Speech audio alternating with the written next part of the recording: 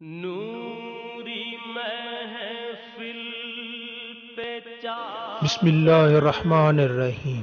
چاندنی نور کی حضرت محمد مصطفیٰ صلی اللہ علیہ وآلہ وسلم کا فرمان ہے، نور کی تمام اعمال کا دار و مدار نیت پر ہے،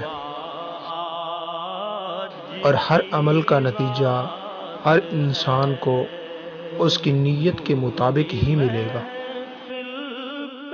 پس جس کی ہجرت دولت دنیا حاصل کرنے کے لیے ہو یا کسی عورت سے شادی کی غرض سے ہو، پس اس کی ہجرت انہی چیزوں کے لیے ہوگی جن کے حاصل کرنے کی نیت سے اس نے ہجرت کی۔ صحیح بخاری حدیث نمبر 1۔